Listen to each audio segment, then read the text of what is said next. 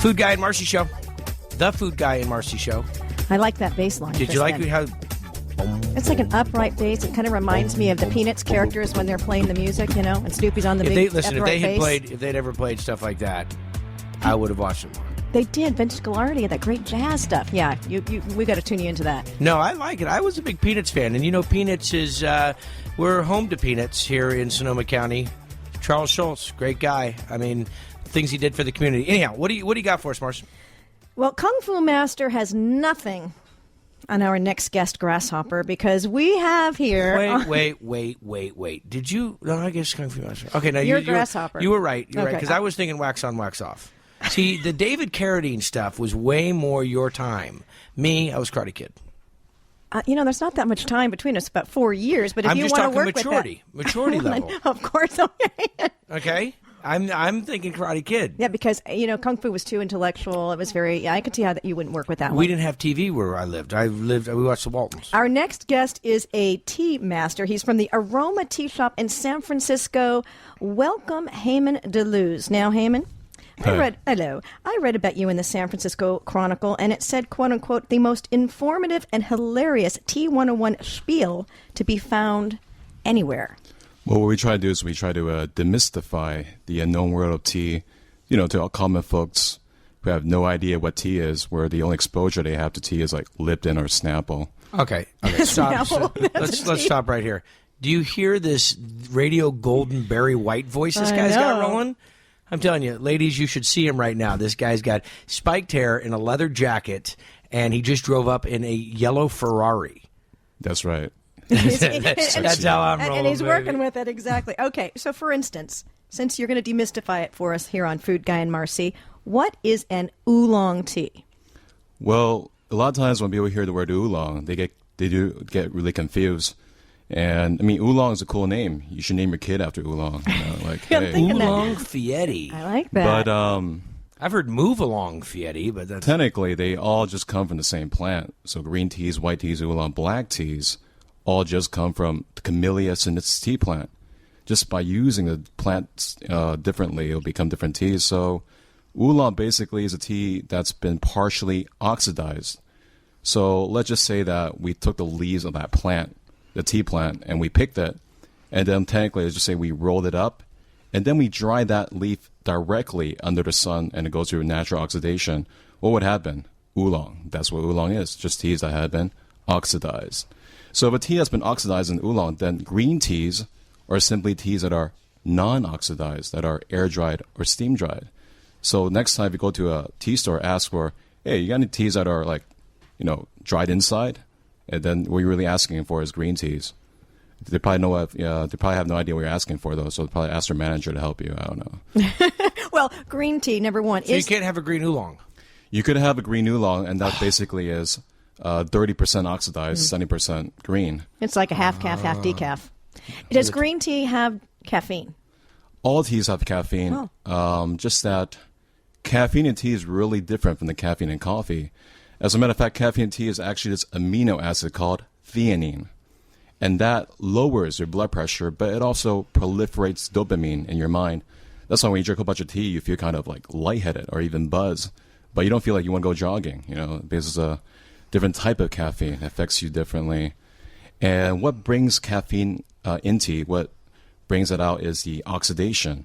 So if a tea that looks really dark, like a black tea, that would have a lot of caffeine. So the darker the tea, the more caffeine? Exactly. The darker the berry.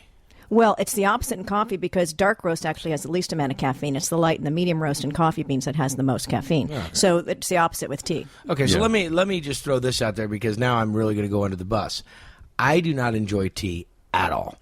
Oh man, you gotta stop at my store. Okay, I don't enjoy iced tea maybe once in a while. There was one season I was bucking hay and it was out there and it was the most refreshing thing in the world was drinking iced tea and it was great and there was sun tea and the whole thing. But otherwise, it's like, and my dad drinks tea, my mom drinks tea, my wife, everybody in my family drinks tea. To me, it's just like flavored warm water, and I don't like sugar.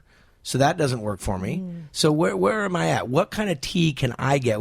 How can you demystify the gweed when it comes? He needs the cornflakes of tea, is what he's trying to say. He needs the California roll teas. The ones, you know how when you go to a sushi place, you can't handle real sushi yet?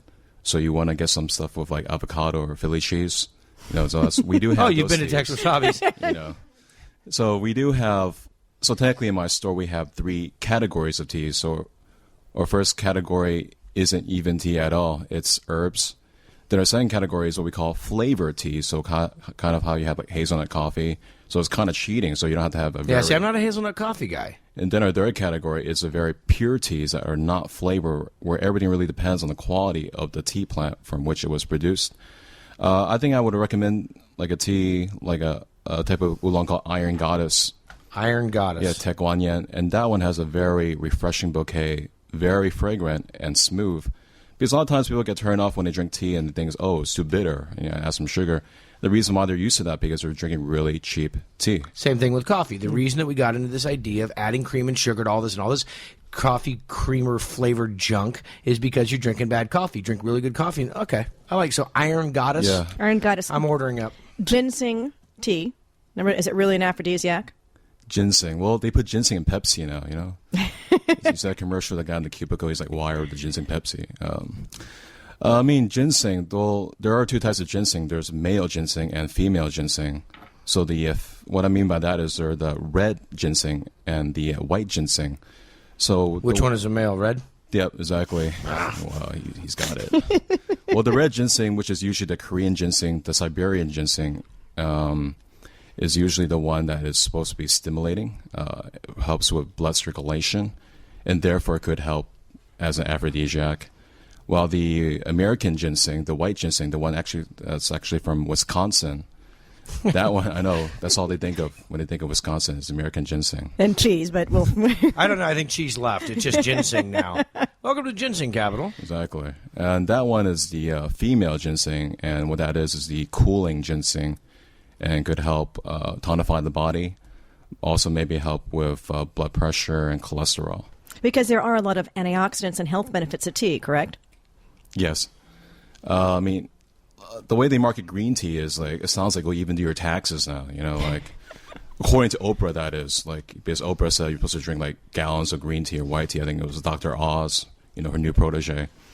But, I mean, green teas, since they are not oxidized, since green teas are simply teas that are air-dried or steam-dried, it will retain a lot of antioxidants, as opposed to black teas.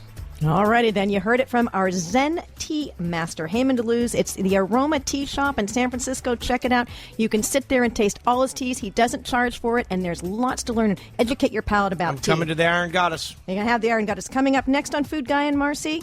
Bruce Adele talking sausages.